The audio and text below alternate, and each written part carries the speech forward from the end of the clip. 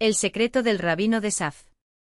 El viento helado de la noche soplaba entre los callejones empedrados de Saf, la ciudad santa donde los sabios de la cábala susurraban secretos al oído de las estrellas. Entre las sombras de las sinagogas centenarias, un hombre caminaba con prisa, su capa oscura ondeando como un presagio.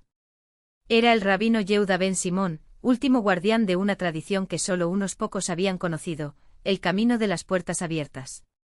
No era un ritual cualquiera. No se trataba de rezos vacíos ni de amuletos vendidos en el mercado.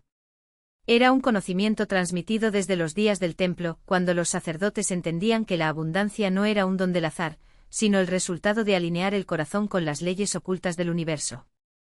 Y esa noche el rabino había decidido romper el silencio. Dentro de su modesta casa, iluminada solo por el tembloroso resplandor de una lámpara de aceite, esperaba un joven llamado Daniel. Había llegado desde Jerusalén, desesperado. Su negocio de telas, heredado de su padre, se desmoronaba. Los acreedores llamaban a su puerta, y el miedo lo consumía. No hay esperanza, le habían dicho los mercaderes. Pero Daniel había escuchado rumores, en Saf, un sabio conocía el camino para abrir las puertas que otros no veían. El rabino lo recibió sin palabras. Con gestos lentos, sacó un pergamino amarillento de un cofre de madera de olivo. Sobre él, letras hebreas brillaban como si estuvieran vivas, trazadas con tinta mezclada con polvo de oro y cenizas de un rollo de la Torá quemado en tiempos de persecución. La riqueza no es dinero, Daniel, susurró el rabino, desdoblando el pergamino. Es el flujo de la bendición. Y la bendición solo llega cuando el hombre se convierte en un canal puro. Pero hay un secreto más antiguo que el Zohar, el Sada Sefa, el misterio de la abundancia. Daniel contuvo el aliento. El rabino señaló 3 símbolos entrelazados, una llave, un árbol y un pozo. Estos son los 3 pilares. La llave es la acción correcta en el momento exacto. El árbol es la paciencia que nutre lo que aún no se ve. Y el pozo es la fe en que lo que buscas ya existe, solo está oculto tras el velo de este mundo. El joven frunció el ceño. Pero rabino, ¿qué debo hacer? Mis deudas me ahogan. El anciano sonrió como si supiera que esa era la pregunta equivocada. Primero, deja de pedir. La necesidad atrae más necesidad. En cambio, da. Aunque sea una moneda, aunque sea un gesto. La mano que da nunca queda vacía. Segundo, escribe en este papel el nombre de lo que deseas, no la cantidad, sino su esencia. Libertad. Seguridad. El poder de ayudar a otros. Luego entiérralo bajo un árbol de granado al amanecer del viernes, antes de que el sol toque las piedras del muro occidental. Y tercero. Aquí el rabino hizo una pausa. Sus ojos, opacos por los años, brillaron con una intensidad sobrenatural.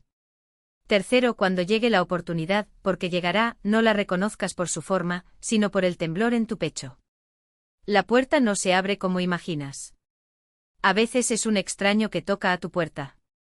A veces, un error que parece ruina. Pero si tu corazón late más fuerte, es ella. Daniel salió de la casa al alba, con el pergamino escondido bajo su túnica y el nombre de su deseo escrito en hebreo, Salom, paz en mi casa, paz en mi alma. Cavó bajo el granado más antiguo del huerto del rabino, donde las raíces se entrelazaban con piedras que habían visto caer imperios. Y esperó. Pasaron 7 días. Nada cambió. Los acreedores seguían llamando. Pero en la 8ª noche, mientras Daniel caminaba por el mercado, un hombre con ropa de mercader persa tropezó con él, derramando un saco de especias. Al agacharse para ayudarlo, Daniel vio algo brillar entre la canela y el azafrán, una gema azul, del tamaño de un huevo de paloma, tallada con el sello de Salomón. Toma, es tuya, dijo el persa, como si nada hubiera pasado. Por tu bondad. Daniel quiso rechazarla, pero su pec. Jou ardió. El temblor, recordó. La vendió al día siguiente a un coleccionista de Damasco por suficiente oro para saldar sus deudas y comprar un cargamento de sedas de China, las más finas que Jerusalén había visto. En un año su nombre era conocido en 3 continentes. Pero lo más extraño era esto, cada vez que un pobre llegaba a su puerta, Daniel sentía el mismo ardor en el pecho. Y daba. Siempre daba. Años después, cuando ya era un hombre rico, regresó a Saf. El rabino Yehuda ben Simón yacía en su lecho de muerte, pero al verlo, sonrió. ¿Ves, Daniel? La puerta nunca estuvo cerrada. Solo esperaba que dejaras de empujarla, para que ella se abriera hacia ti. Y con esas palabras, el último guardián del Sada Sefa cerró los ojos, llevándose el secreto a la eternidad. Pero Daniel supo en ese instante que algunas tradiciones no necesitan ser escritas. Porque la verdadera abundancia no se hereda, se vive. El regreso a Saf no fue solo un cierre, sino un nuevo comienzo. Daniel caminó por las calles empedradas, donde el eco de los rezos se mezclaba con el rumor del viento entre los cipreses. La ciudad, aunque pequeña, respiraba una sabiduría que el tiempo no había logrado erosionar. En el mercado, los comerciantes lo reconocieron al instante, el hombre que había partido con nada y regresaba con el peso de un imperio en sus hombros. Pero sus ojos ya no buscaban el brillo del oro, sino algo más profundo. Esa noche, mientras la luna teñía de plata los techos de piedra, Daniel se sentó en el patio de la antigua sinagoga donde, años atrás, el rabino Yehuda le había hablado por primera vez del Sada Sefa, el secreto de la abundancia. Ahora, sin el maestro, las palabras resonaban en su memoria como un enigma resuelto. La puerta nunca estuvo cerrada. ¿Acaso la abundancia no era más que un ciclo? Dar para recibir, recibir para dar. Pero había algo más, algo que el rabino no había dicho con palabras. Al día siguiente convocó a los ancianos de la ciudad. No para ostentar su riqueza, sino para proponerles un plan. Con su fortuna restauraría la yeshivá abandonada en la colina, donde los sabios podrían estudiar sin preocuparse por el pan del día siguiente. Los niños tendrían libros, los enfermos medicina, y los viajeros un refugio. Algunos murmuraron que era un desperdicio, otros, que buscaba redimir una culpa oculta. Pero Daniel solo sonrió. No es caridad, dijo. Es un préstamo al universo. Los años pasaron y Saf floreció. Los tejedores de la ciudad, inspirados por las sedas que Daniel había traído de Oriente, crearon telas con patrones que contaban historias, el éxodo, la caída del templo, el sueño de la redención. Los mercaderes llegaron de Damasco, de Alejandría, incluso de Venecia, atraídos por la fama de un lugar donde la abundancia no se medía en monedas, sino en la forma en que circulara entre las manos. Pero no todo fue paz. Un día, un grupo de bandidos asaltó una caravana que transportaba las sedas más valiosas de Daniel. El líder, un hombre llamado Elías, era un antiguo conocido, un joven que años atrás había llegado hambriento a la puerta de Daniel y a quien éste había alimentado sin preguntas. Ahora, con los ojos inyectados en odio, Elías escupió al suelo. Tu generosidad me hizo débil. El mundo no premia a los buenos, Daniel. Solo a los astutos. Daniel no discutió. En lugar de llamar a sus guardias, se acercó y le tendió un saco. Toma. Esto es tuyo. Pero dime una cosa, ¿cuánto pesa el odio que llevas? Elías vaciló. El saco contenía suficiente oro para comenzar una nueva vida, pero también una pregunta que nadie le había hecho antes. Esa noche Elías desapareció. Algunos dijeron que huyó a las montañas, otros que se arrojó al río. Pero meses después, un hombre anónimo dejó una bolsa con monedas en la puerta de la yeshivá. Dentro una nota sin firma, el peso era insoportable. El tiempo siguió su curso. Daniel envejeció, pero su legado no hundía, mientras observaba a los niños corriendo entre los olivos que él mismo había plantado, sintió el mismo ardor en el pecho de antaño. Esta vez, sin embargo, no era un llamado a dar, sino una certeza, había comprendido el Sada Sefa. No era un secreto para acumular, sino para soltar. La verdadera abundancia no estaba en lo que se poseía, sino en el espacio que se creía al dejar ir. Cuando murió, no había heredero para su fortuna. Todo lo que tenía, las sedas, las tierras, las monedas, fue distribuido entre los pobres, los estudiantes y los artesanos de Saf. En su tumba, sencilla y sin lápida ostentosa, solo se grabó una frase: aquí yace un hombre que aprendió a abrir la puerta. Y así el ciclo continuó. Porque en Saf, y en otros lugares donde se susurró su historia, los pobres siguieron llegando a las puertas de los ricos. Y a veces, solo a veces, el ardor en el pecho respondía. El tiempo en Saf transcurría como un río lento, arrastrando consigo las historias de quienes habían vivido entre sus calles empedradas. La leyenda del mercader que lo dejó todo se entrelazó con los murmullos de la ciudad, convirtiéndose en una parábola que los rabinos contaban en las yeshivot y las madres susurraban a sus hijos antes de dormir. Pero las leyendas, como las semillas, no siempre florecen donde se siembran. Decenas de años después, un joven llamado Eliezer, hijo de un tejedor ciego, llegó hasta la tumba sin lápida en busca de respuestas. No era pobre, al menos no como los mendigos que extendían sus manos en el mercado, pero llevaba en el pecho el mismo ardor que una vez había quemado al mercader. No era ambición lo que lo consumía, sino una pregunta: ¿cómo se abre una puerta que no tiene pomos? Había pasado años estudiando el Zohar en una pequeña habitación prestada, donde la luz de la vela dibujaba sombras danzantes en los muros descascarados. Los maestros le decían que la abundancia era un misterio divino, que solo los justos la comprendían. Pero Eliezer no buscaba justicia, sino libertad. La libertad de no temerle al vacío, de no aferrarse a lo que el mundo llamaba seguridad. Una noche, mientras copiaba un manuscrito sobre el Tzimtzum, la contracción divina que había dejado espacio para la creación, sus dedos temblaron. Las letras se desdibujaron ante sus ojos, y en su lugar vio algo que no estaba escrito: el mercader no había entendido el Sadasefa al final de su vida, sino al principio. La abundancia no era el resultado de soltar, sino la condición previa. El error había sido creer que el vacío era algo que había que llenar. Eliezer cerró el libro.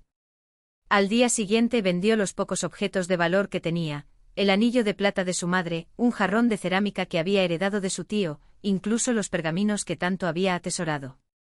Con el dinero compró pan, aceite y lana, y los repartió entre los niños que mendigaban en la plaza. Pero esta vez, a diferencia del mercader, no lo hizo como un acto final, sino como el primero de muchos. No se convirtió en un asceta. Seguía tejiendo con su padre, seguían comiendo pan con aceitunas, seguían riendo cuando el viento helado de Saf silbaba entre las grietas de su casa. Pero algo había cambiado: ya no esperaba que la puerta se abriera. Había dejado de creer en la puerta. Y entonces la abundancia llegó. No en forma de monedas ni de tierras, sino de algo más extraño: el mundo comenzó a devolverle lo que no había pedido. Un vecino le regaló un saco de lentejas sin que él lo pidiera. Un viajero le dejó un manto de lana gruesa por si el invierno era crudo. Los estudiantes de la yeshivá empezaron a llevarle preguntas en lugar de limosnas, y él, sin saber cómo, tenía las respuestas. Un día, años después, un niño llegó corriendo a su taller. «Maestro Eliezer», gritó jadeante. En la tumba del mercader ha crecido un granado. Eliezer sonrió. No fue a verlo. Sabía que no importaba si era cierto o no. Lo que importaba era que alguien lo había creído posible. Cuando murió muchos años después, no dejó tumbas ni leyendas. Solo una casa con la puerta siempre entreabierta, un telar medio terminado y, en el bolsillo de su túnica, una semilla de granada que nunca llegó a plantar. Porque en Saf y en otros lugares donde el viento lleva historias, la verdadera abundancia no es lo que se recibe, sino lo que ya está ahí cuando dejas de buscarla. El taller de Eliezer quedó en silencio después de su muerte, pero no por mucho tiempo. Los estudiantes de la yeshivá, ahora hombres con barbas grises y ojos brillantes de recuerdos, se turnaban para sentarse junto al telar inacabado. No tejían, solo observaban cómo la luz del atardecer se filtraba por la puerta entreabierta, dibujando sombras danzantes en los muros descascarados.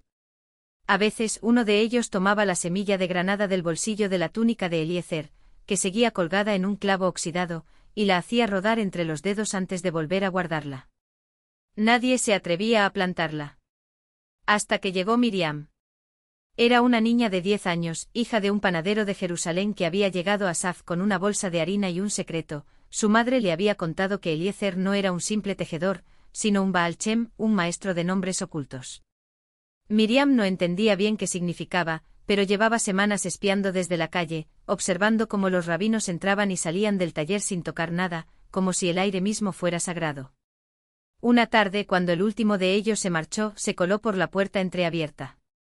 El telar estaba cubierto de polvo, pero los hilos no se habían roto. Miriam pasó los dedos por ellos y sintió un cosquilleo, como si algo latiera bajo la madera gastada. En el bolsillo de la túnica encontró la semilla. La sacó y la sostuvo contra la luz. Dentro de su pequeño puño, le pareció ver un destello rojo, como el reflejo de un fuego lejano. «Si no la plantas tú», murmuró, «la plantaré yo». Esa noche, mientras Saf dormía, Miriam cavó un hoyo junto al muro del taller, donde la tierra era más oscura y húmeda. Depositó la semilla, la cubrió y regó el lugar con agua de un cántaro que había robado de la casa de su padre. Luego se sentó a esperar. Pasaron semanas. Los rabinos seguían visitando el taller, pero ahora encontraban a Miriam sentada en el suelo, con las rodillas sucias y los ojos fijos en el montículo de tierra. Algunos le sonreían, otros fruncían el ceño. Uno, el más viejo de todos, se agachó a su lado y le preguntó: ¿Qué buscas, niña? Que crezca, respondió ella, sin apartar la mirada del suelo. ¿Y si no crece? Miriam se encogió de hombros. Entonces no era una semilla. El rabino no volvió a molestarla. Hasta que una mañana, cuando el sol aún no había quemado el rocío, Miriam vio un brote verde asomarse entre la tierra. Era delgado, casi transparente, pero resistía. Corrió a buscar agua y al regresar, encontró al rabino viejo arrodillado junto al brote, con los ojos cerrados y los labios moviéndose en una plegaria silenciosa. No es un granado, dijo él sin abrir los ojos. Es un almendro. Miriam frunció el ceño.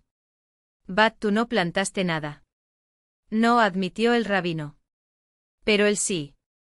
La niña entendió entonces que no importaba qué árbol era. Lo que importaba era que algo había crecido donde antes solo había silencio. Con los años el almendro se hizo robusto. Sus ramas se extendieron sobre el taller, protegiéndolo del sol del mediodía, y sus flores perfumaban el aire en primavera. Los rabinos seguían llegando, pero ahora se sentaban a su sombra a estudiar, mientras Miriam, ya una mujer, tejía en el mismo telar que Eliezer había dejado incompleto. Nunca terminó el diseño original, en su lugar, fue añadiendo hilos de colores, patrones que no seguían ningún libro sagrado, sino el ritmo de las estaciones y el susurro de las hojas. Un día, un viajero llegó a Safd y preguntó por el granado que crecía sobre la tumba del mercader. Los ancianos del lugar se miraron y rieron. No hay granados aquí, dijo uno. Solo un almendro junto al taller de Eliezer. ¿Y quién era Eliezer? Preguntó el viajero. Los ancianos se encogieron de hombros. Un hombre que sabía escuchar, dijo Miriam, sin levantar la vista de su tejido. Y eso a veces es suficiente. El viajero se fue sin entender, pero llevó consigo la historia. Y así como el polvo que el viento esparce sin prisa, la leyenda de Eliezer se fue transformando. En un pueblo decían que había sido un sabio que convertía preguntas en pan, en otro, que era un santo que hacía florecer árboles con solo nombrarlos.